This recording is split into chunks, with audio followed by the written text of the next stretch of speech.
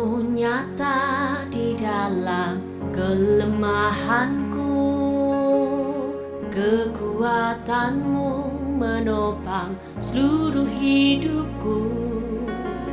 Dari mana datang pertolonganku? Hanya Yesus pertolonganku. Engkaulah sumber kekuatan hatiku, tempat persembunyianku. Engkau penolong di saat susahku, tempat perlindunganku. Kebenaran dan perisai di hidupku.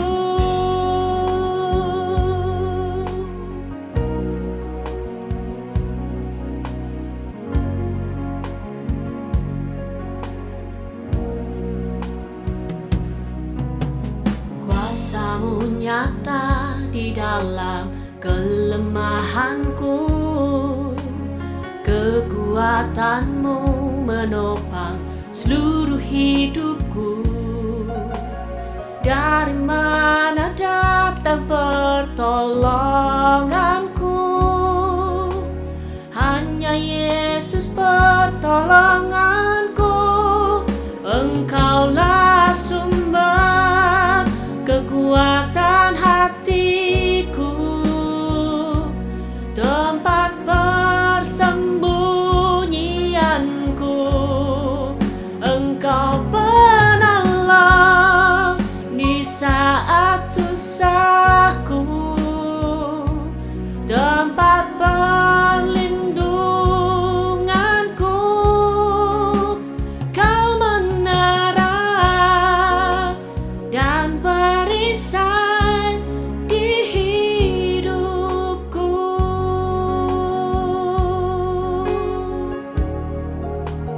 Kebenaran dan perisai di hidupku.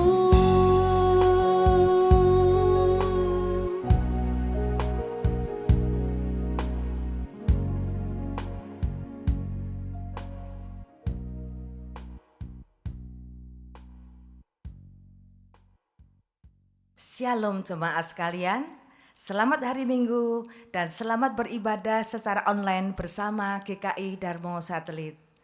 Kami doakan jemaat terkasih selalu dalam keadaan sehat dan terus berdoa agar pandemi ini dapat segera berlalu. Kami menghimbau agar jemaat sekalian dapat mengikuti ibadah pada hari ini dari awal hingga akhir. Ibadah hari ini dilayani oleh Pendeta Andri Purnawan dengan tema hadirnya perempuan. Berikut adalah warta tulisan yang dapat jemaat ketahui.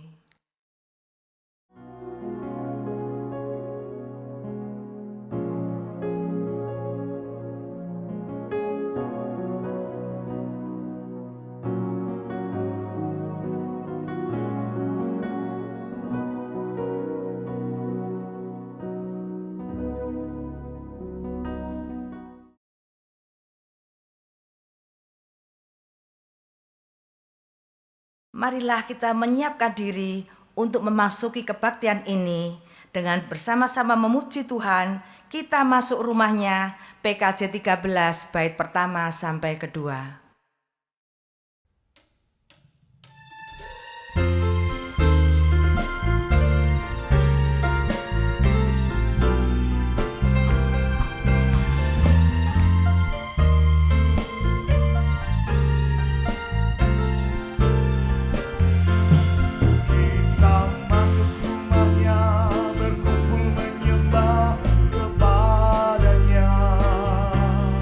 Kita masuk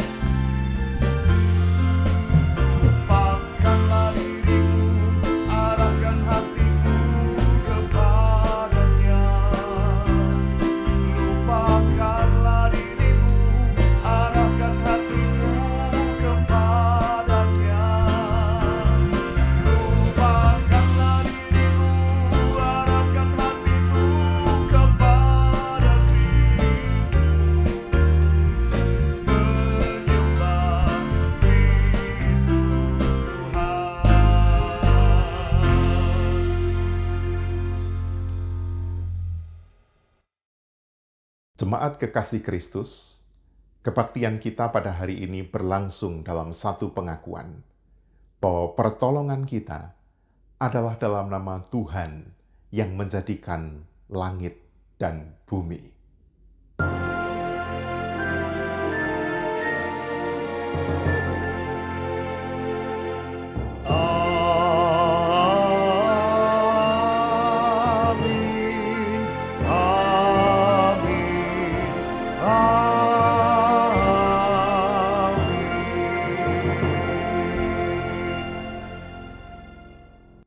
Kasih karunia dan damai sejahtera dari Allah Bapa kita dan dari Tuhan Yesus Kristus menyertai saudara sekalian.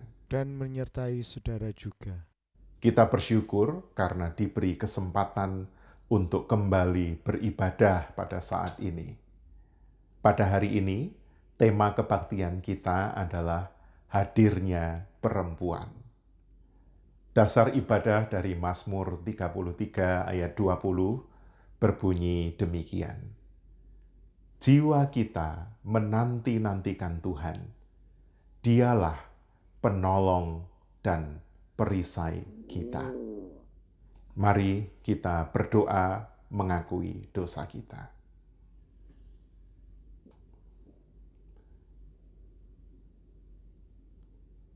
Terima kasih untuk hari ini ya Bapa. Engkau telah menyediakan bagi kami hari baru di masa-masa yang berat. Pertolongan-Mu tidak pernah terlambat. Namun kami harus mengakui bahwa seringkali kami gagal untuk melihat pertolongan Tuhan. Sebab kami terkepung di dalam ketakutan, kegelisahan, amarah, dan bahkan kami dikepung dengan rupa-rupa hal yang membuat kami merasa lebih tinggi daripada sesama kami. Ya Bapa, ampunilah kami. Di dalam nama Tuhan Yesus kami berdoa. Amin. Saya undang saudara-saudara untuk bangkit berdiri.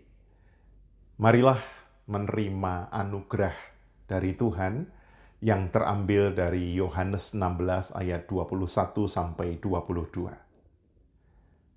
Seorang perempuan berduka cita pada saat ia melahirkan. Tetapi sesudah ia melahirkan anaknya, ia tidak ingat lagi akan penderitaannya, karena kegembiraan bahwa manusia telah dilahirkan ke dalam dunia. Demikian juga kamu, yang sekarang diliputi duka cita.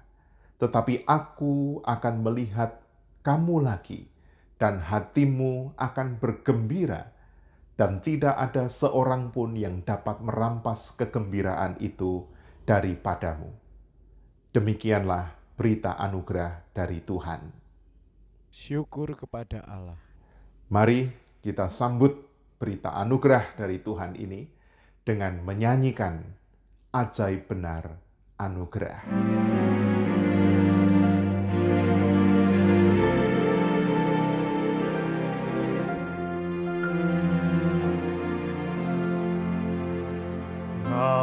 Ajaib benar anugerah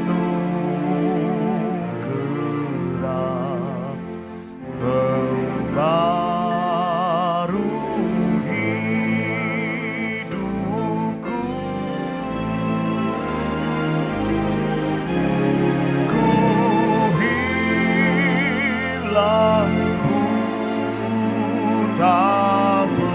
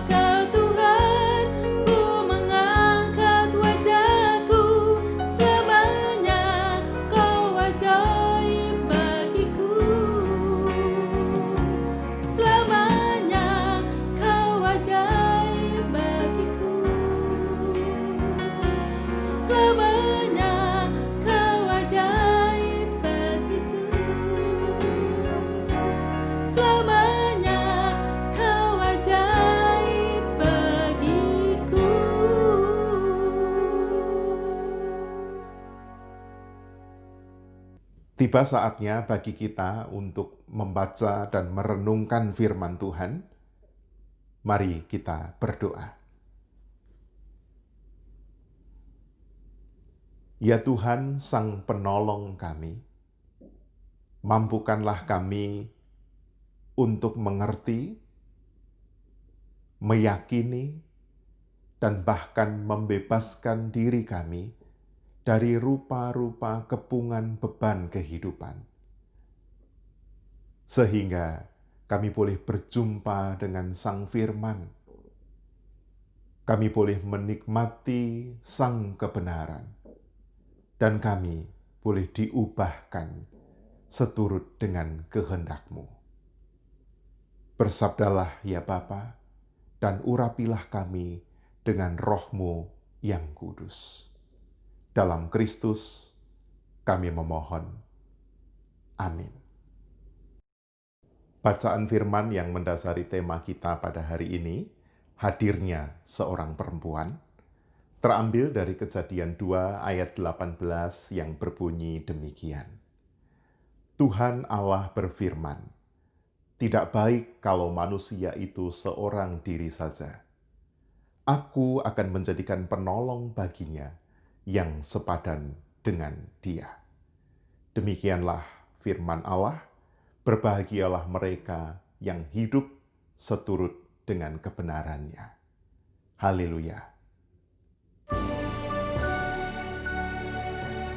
Haleluya, haleluya, haleluya.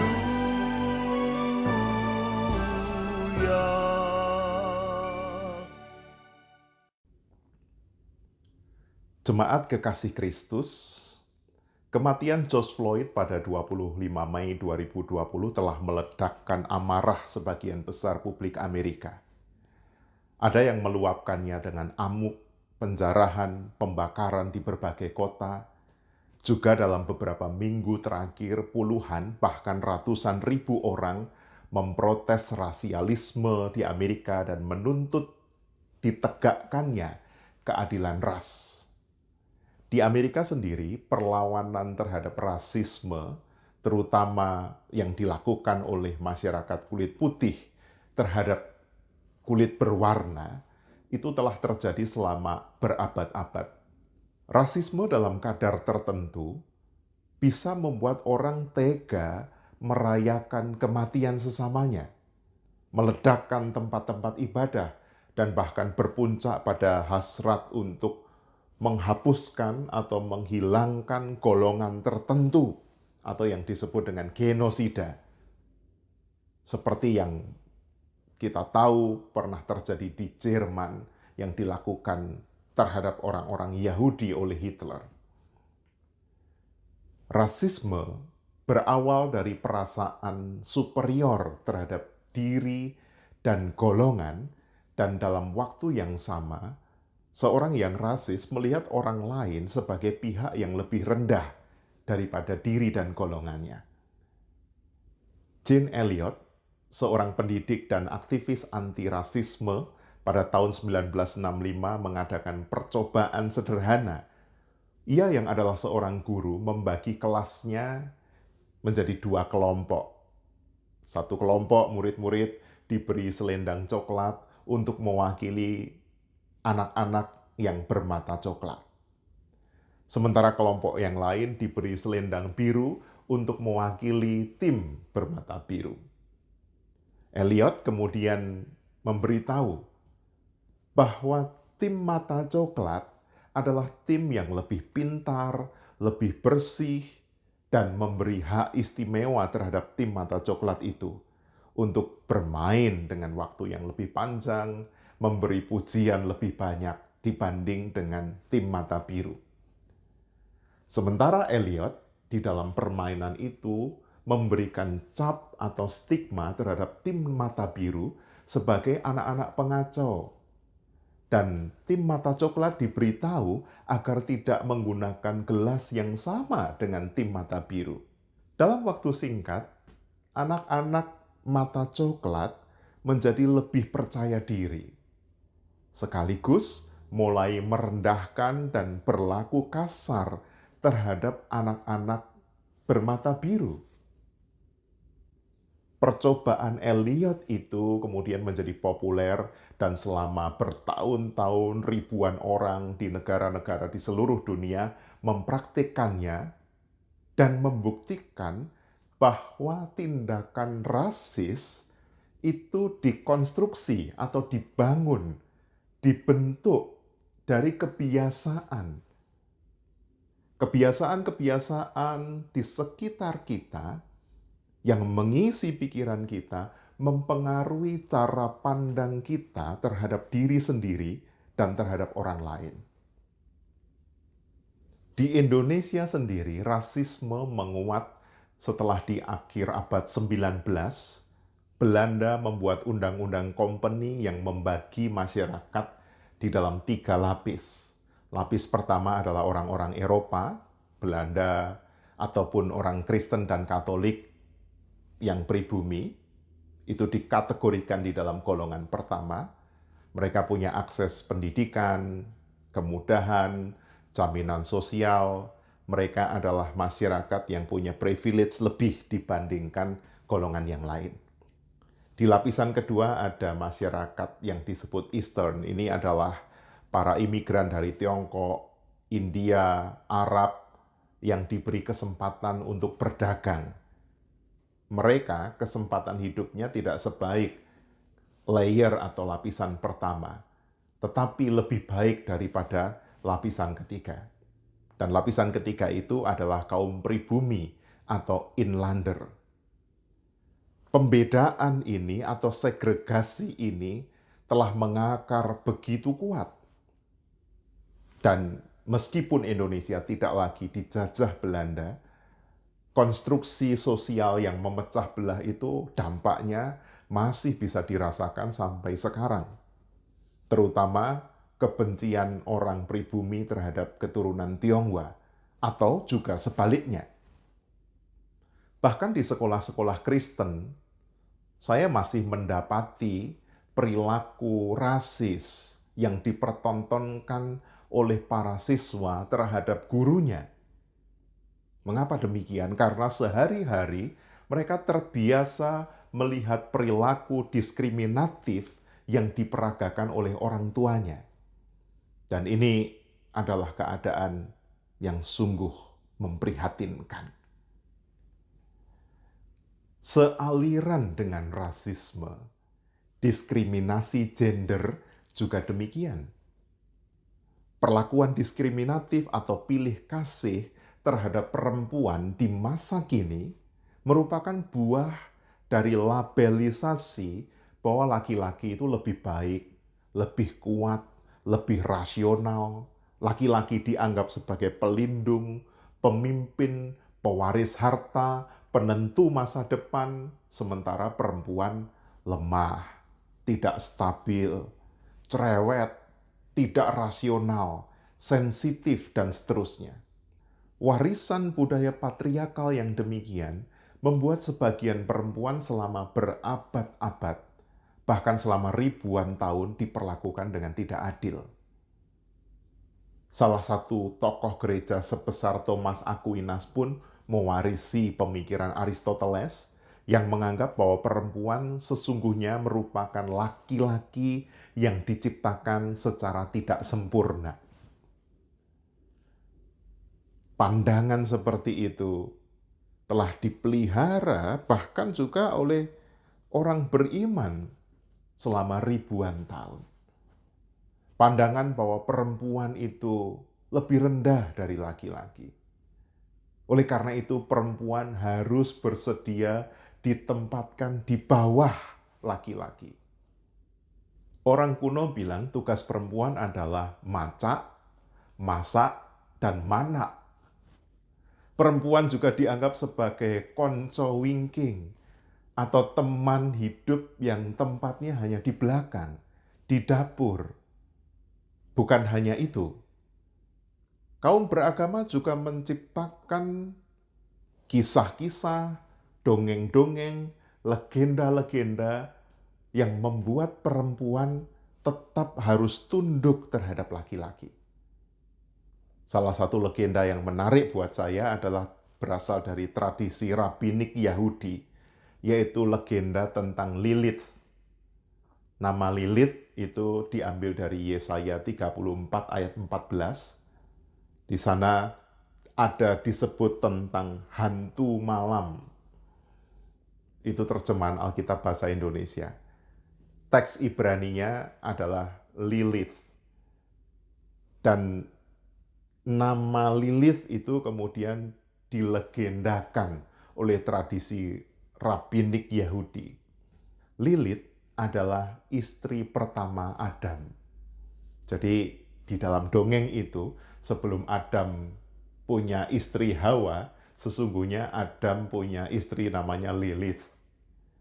Lilith dan Adam dikisahkan hidup rukun sampai suatu saat Lilith bersikeras untuk memperoleh posisi yang lebih tinggi dari Adam. Namun Adam menolak. Dan kemudian Lilith minggat, kabur, meninggalkan Adam, melarikan diri ke Mesir, dan hidup di dalam keputusasaan dan kecemburuan. Dan bahkan ia menjadi hantu penasaran yang kemudian berupaya membunuh bayi-bayi yang dilahirkan oleh perempuan keturunan Hawa. Dari legenda ini ditekankan agar perempuan tidak menjadi seperti Lilith, si hantu malam yang durhaka terhadap suami. Tapi sekali lagi itu adalah dongeng dalam budaya patriarkal atau budaya yang dikuasai oleh laki-laki. Dan bahkan sesuai penafsiran kuno Yahudi cenderung menempatkan perempuan sebagai biang penderitaan. Misalnya Yesus ben Sirach pada sekitar awal abad kedua sebelum Masehi berkata bahwa dari perempuanlah dosa berawal dan karena dialah kita semua binasa. Konstruksi sosial tentang posisi perempuan yang mendarah daging itu bisa punya daya rusak seperti rasisme. Berbeda dengan legenda tentang Lilith atau cap bahwa perempuan adalah biang kerusakan. Kejadian 2 ayat 18 menggambarkan bahwa terciptanya atau hadirnya perempuan itu sepenuhnya karena tujuan luhur, tujuan mulia yang ditetapkan Allah di dalam kehidupan manusia. Dikatakan Tuhan Allah berfirman, tidak baik kalau manusia itu seorang diri saja.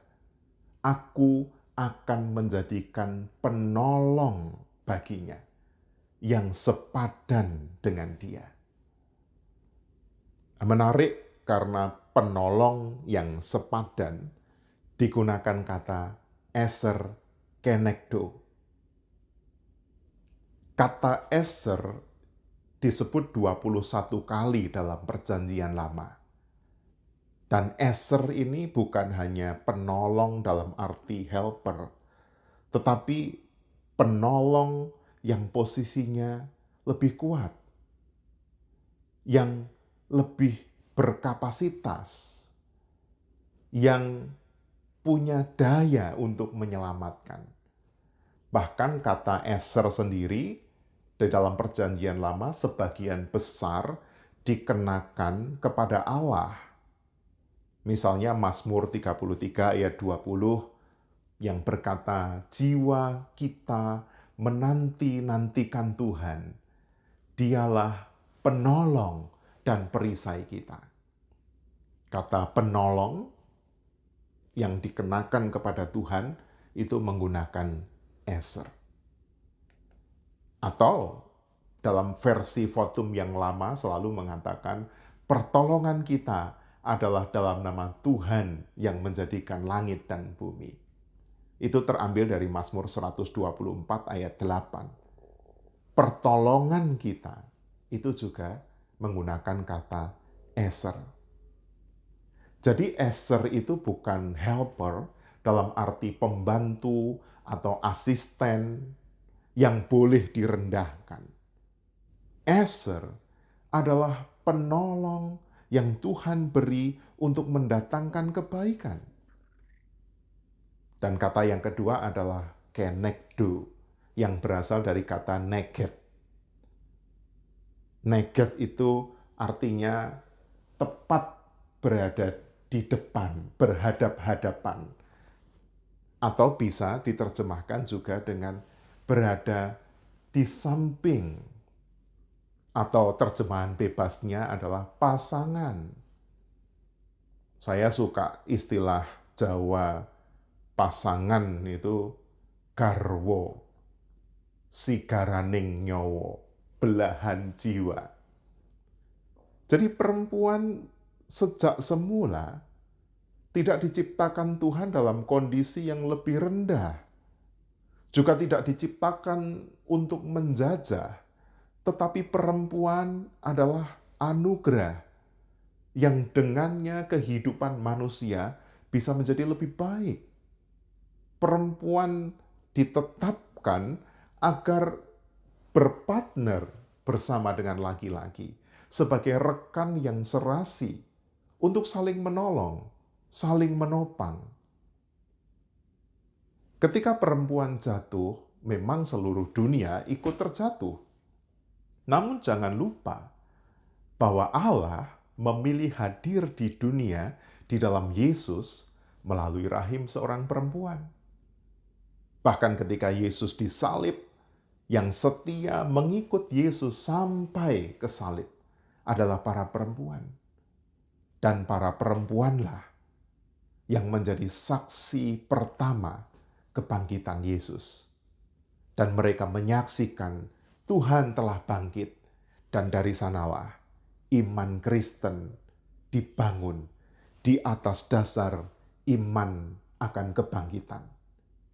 Dan iman akan kebangkitan itu diawali, disaksikan oleh para perempuan. Sehingga bisa dikatakan bahwa perempuan itu adalah soko guru gereja. Jika Kristus adalah fondasinya, para perempuan adalah soko guru iman akan kebangkitan. Tanpa perempuan tidak ada kehidupan. Oleh karena itu, hargailah dan cintailah perempuan sebagaimana Tuhan mencintainya dan mencintaimu.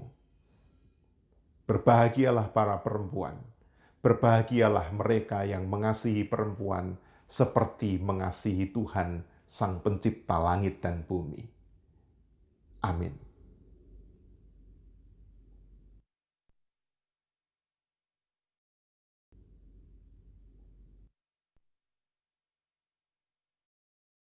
Bersama umat Tuhan di sepanjang abad dan tempat, marilah kita membarui semangat iman kita dengan menyatakan iman percaya kita. Aku percaya kepada Allah, Bapa yang Maha Kuasa, Khalik langit dan bumi, dan kepada Yesus Kristus, anaknya yang tunggal Tuhan kita, yang dikandung dari Roh Kudus, lahir dari anak darah Maria, yang menderita sengsara di bawah pemerintahan Pontius Pilatus, disalibkan, mati dan dikuburkan, turun ke dalam kerajaan maut. Pada hari yang ketiga, bangkit pula dari antara orang mati, naik surga, duduk di sebelah kanan Allah, Bapa yang Maha Kuasa. Dan dari sana ia akan datang untuk menghakimi orang yang hidup dan yang mati. Aku percaya kepada Roh Kudus, gereja yang kudus dan am, persekutuan orang kudus, pengampunan dosa, kebangkitan orang mati, dan hidup yang kekal. Amin. Tiba saatnya bagi kita untuk berdoa syafaat, dan nanti doa Bapa kami akan kita nyanyikan. Mari kita berdoa.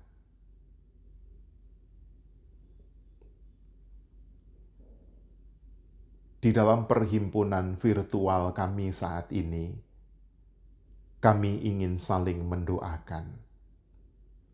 Meski kami terpisah oleh jarak, telah begitu lama sebagai persekutuan, kami tidak berjumpa secara langsung. Tanamkanlah kasih dan kerinduan untuk beribadah di dalam hati setiap kami. Kami berdoa kiranya nyala api iman, nyala api semangat untuk berbakti, tetap boleh membara di dalam setiap orang. Dan pada saatnya nanti, ketika kami dipanggil kembali untuk datang ke rumah Tuhan, untuk berhimpun di gereja Tuhan, kami boleh menjawab panggilan Tuhan itu dengan mantap, dengan sukacita, tanpa kegelisahan, dan tanpa keraguan. Kami juga ingin berdoa untuk bangsa kami, Indonesia. Lindungilah bangsa ini, terutama dari wabah. Dan kami juga berdoa secara khusus untuk kota Surabaya. Tuhan, kiranya perlindungan dan kasih-Mu melingkupi kota ini, sehingga masyarakat di kota terkasih ini boleh tetap bertahan di masa-masa yang berat. Kami berdoa untuk GKI Darmo Satelit, untuk para pelayan Tuhan, untuk seluruh jemaat dan simpatisan. Kami berdoa untuk setiap orang yang bersama-sama dengan kami pada saat ini turut berbakti secara virtual. Dimanapun mereka berada, kiranya mereka diberkati. Dan juga kami berdoa untuk para perempuan di seluruh dunia, di mana sebagian besar dari mereka masih mendapatkan perlakuan yang diskriminatif, ditempatkan sebagai masyarakat kelas 2, dipinggirkan oleh budaya, dan bahkan disisihkan oleh agama. Mereka harus hidup di dalam ketertundukan. Karuniakanlah damai sejahtera dan kebahagiaan bagi para perempuan di sekitar kami dan bahkan di seluruh kehidupan. Terima kasih ya Bapa. Doa syafaat ini kami alaskan dalam nama Tuhan Yesus yang mengajar kami berdoa.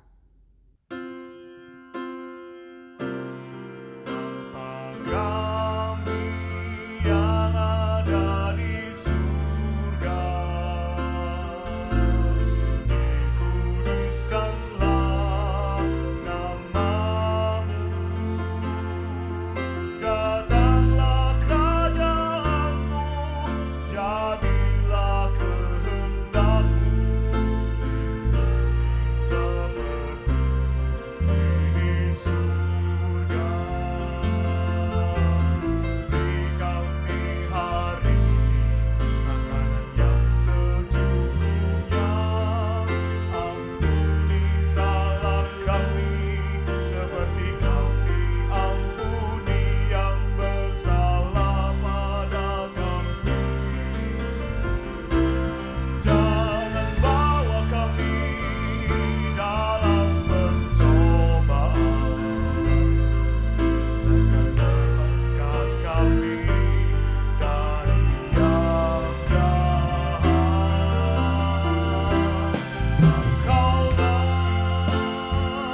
yang punya kerajaan dan kuasa dan kemuliaan sampai selama-lamanya.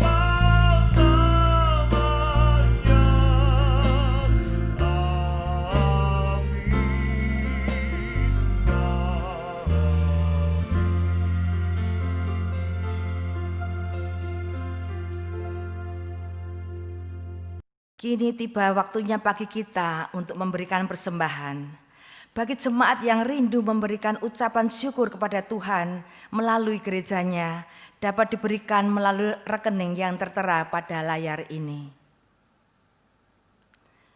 Dasar persembahan kita adalah dari 1 Tesalonika 5 ayat 18. Mengucap syukurlah dalam segala hal, sebab itulah yang dikehendaki Allah di dalam Kristus Yesus bagi kamu.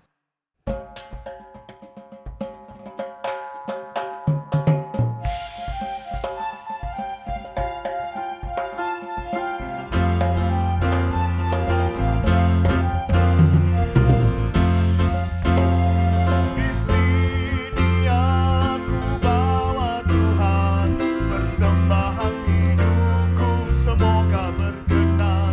Berapalah nilainya Tuhan dibandingkan berkat-Mu yang telah Kau limpahkan. Terimalah Tuhan, oh terimalah Tuhan.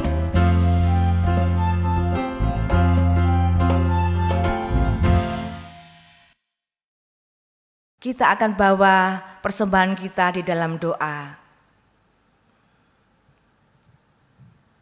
Dengan mengucap syukur Tuhan, kami datang kembali ke hadirat-Mu. Kami datang dengan membawa persembahan kami. Berkatilah persembahan kami ini Tuhan. Biarlah gereja-Mu di tempat ini bisa menggunakannya dengan baik dan mempertanggungjawabkannya hanya kepada-Mu. Pakailah hidup kami sebagai persembahan yang hidup, yang senantiasa memuliakan Engkau. Terpujilah nama-Mu. Dalam nama Tuhan Yesus, kami sudah berdoa dan mengucap syukur. Amin.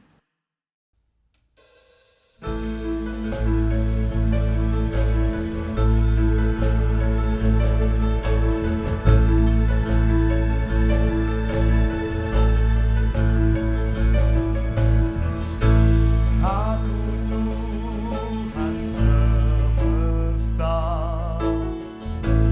cerita-Mu ku dengar. Kau di dunia yang gelap, ku selamatkan. Akulah penciptakan, malam jadi benderang. Oh, siapakah utusanku membawakan?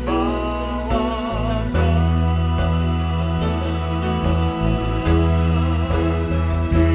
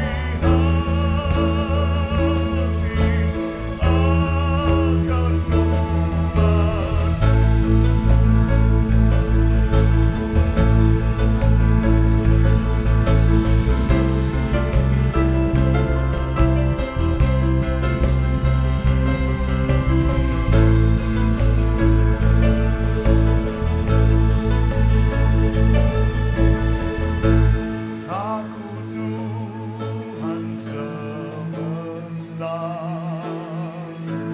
ku menanggung sakitmu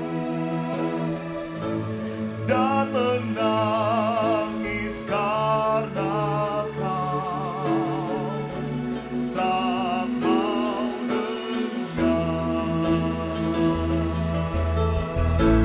Kan ku roba hatimu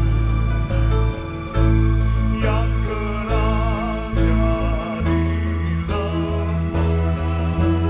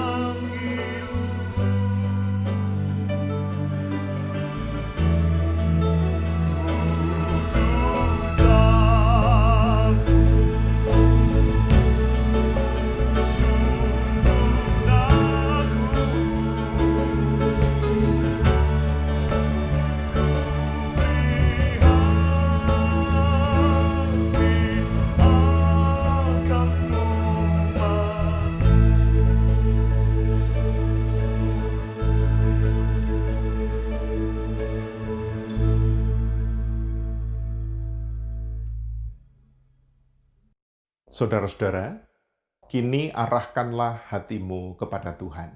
Kami mengarahkan hati kami kepada Tuhan. Jadilah saksi Kristus. Syukur kepada Allah, Terpujilah Tuhan. kini dan selamanya. Dan kini terimalah berkat-Nya. Tuhan memberkati engkau dan melindungi engkau. Tuhan menyinari engkau dengan wajah-Nya dan memberi engkau kasih karunia. Tuhan menghadapkan wajah-Nya kepadamu dan memberi engkau damai sejahtera. Amin.